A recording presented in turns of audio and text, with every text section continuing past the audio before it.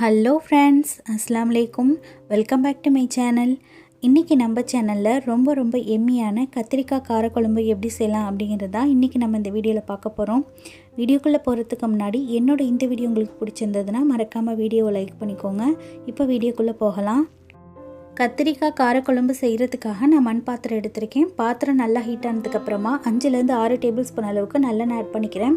நல்லெண்ணெயில் செய்தோம் அப்படின்னா காரக்குழம்பு ரொம்ப டேஸ்ட்டாக இருக்கும்.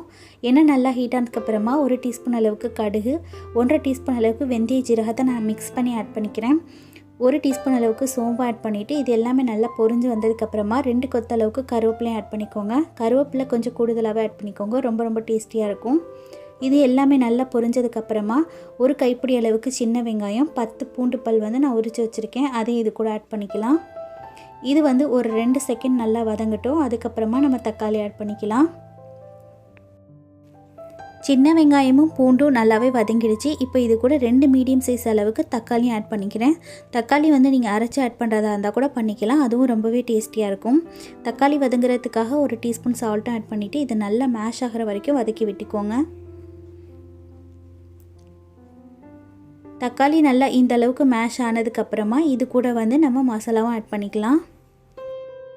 இப்போ நம்ம மசாலா ஆட் பண்ணிக்கலாம். 2 டீஸ்பூன் அளவுக்கு நான் மிளகாத்தூள் ஆட் பண்ணியிருக்கேன். உங்கள் காரத்துக்கு ஏற்ற மாதிரி நீங்கள் மிளகாத்தூள் ஆட் பண்ணிக்கோங்க. 3 டேபிள் ஸ்பூன் அளவுக்கு மல்லித்தூள், 1/4 டீஸ்பூன் அளவுக்கு மஞ்சள் தூள் ஆட் பண்ணிவிட்டு இதை நல்லாவே கலந்து விட்டுக்கலாம். மசாலாவோட பச்சை வாடை போகணும். ஒரு 5 நிமிஷம் வதங்கட்டும். மசாலாவோட பச்சை வாடை நல்லாவே போயிடுச்சு. இப்போ இது கூட நம்ம கட் பண்ணி வச்சிருந்த கத்திரிக்காய் ஆட் பண்ணிக்கலாம். நான் 10 கத்திரிக்காய் எடுத்திருக்கேன். ஒரு கத்திரிக்காவை 4 பீஸாக கட் பண்ணி ஆட் பண்ணிக்கிறேன். இந்த மாதிரி ஆட் பண்ணிங்க அப்படின்னா காரக்குழம்புக்கு நல்லாயிருக்கும், குழஞ்சும் போகாது.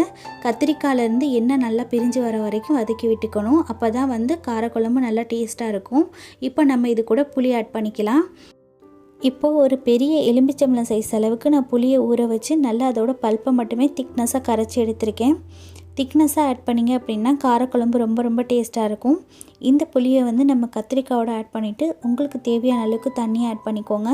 ஆட் பண்ணிவிட்டு இந்த குழம்புக்கு தேவையான அளவுக்கு சால்ட் ஆட் பண்ணிக்கலாம். இப்போ இதை கவர் பண்ணிவிட்டு ஒரு 10 நிமிஷம் வரைக்கும் இதை டிஸ்டர்ப் பண்ணாதீங்க. 10 நிமிஷம் கழித்து பாருங்கள் நம்மளோட குழம்பு எவ்வளோ சூப்பராக ரெடியாக இருக்குன்னு. குழம்புலேருந்து மேலே எண்ணெய் நல்லா தெளிஞ்சு வரணும். அப்போ தான் குழம்பு ரெடி ஆயிடுச்சுன்னு அர்த்தம். கத்திரிக்காய் இந்த அளவுக்கு வெந்திருந்தால் போதும். இதுக்கு மேலே கொதிக்க விட்டீங்க அப்படின்னா கத்திரிக்காய் குழஞ்சி போயிடும். இதுவே ரொம்ப டேஸ்ட்டாக இருக்கும். இந்த ஸ்டேஜில் உங்கள்கிட்ட வெல்லம் இருந்தது அப்படின்னா கொஞ்சமாக வெல்லம் ஆட் பண்ணிக்கோங்க. கத்திரிக்காய் காரக்குழம்புக்கு வெல்லம் ஆட் பண்ணிங்க அப்படின்னா ரொம்ப டேஸ்டியாக இருக்கும். என்கிட்ட வெல்லம் இல்லை, அதனால் நான் ஆட் பண்ணிக்கல. உங்ககிட்ட இருந்தது அப்படின்னா கண்டிப்பாக கொஞ்சமாக ஆட் பண்ணிக்கோங்க. இப்போ நம்மளோட கத்திரிக்காய் காரக்குழம்பு ரொம்பவே டேஸ்டியாக ரெடி ஆகிடுச்சு. இதை அடுப்பை ஆஃப் பண்ணிவிட்டு அப்படியே ஒரு 10 நிமிஷம் விட்டுருங்க. 10 நிமிஷம் கழித்து நல்லா திக்னஸ் ஆயிரும். இப்போ பாருங்கள் நம்மளோட சுவையான கத்திரிக்காய் காரக்குழம்பு ரெடி ஆகிடுச்சு. இந்த கத்திரிக்காய் காரக்குழம்போட சுட சாதத்தோடு சர்வ் பண்ணிங்க அப்படின்னா ரொம்ப டேஸ்டியாக இருக்கும். கண்டிப்பாக இந்த ரெசிபியை நீங்களும் உங்கள் வீட்டில் ட்ரை பண்ணி பாருங்கள். ட்ரை பண்ணி பார்த்துட்டு இதோட டேஸ்ட் எப்படி வந்தது அப்படிங்கிறத உங்களோட ஃபீட்பேக்கை மறக்காமல் என்கிட்ட கமெண்ட்ஸில் ஷேர் பண்ணுங்கள்.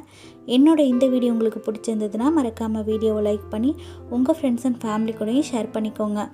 என்னோட சேனலில் இதுதான் ஃபஸ்ட் டைம் பார்க்குறீங்க அப்படின்னா சேனலில் மறக்காமல் சப்ஸ்கிரைப் பண்ணி பக்கத்துலேயே வர நோட்டிஃபிகேஷன் பெல்லையும் கிளிக் பண்ணிக்கோங்க. அப்போ தான் நான் போகிற ஃபியூச்சர் அப்டேட்ஸ் எல்லாமே உங்களுக்கு உடனுக்குடனே கிடைக்கும். இதே மாதிரி வேறொரு ரெசிபியோடு மீட் பண்ணுறேன். ஓகே ஃப்ரெண்ட்ஸ், பாய். அஸ்ஸலாமு அலைக்கும். தேங்க்ஸ் ஃபார் வாட்சிங்.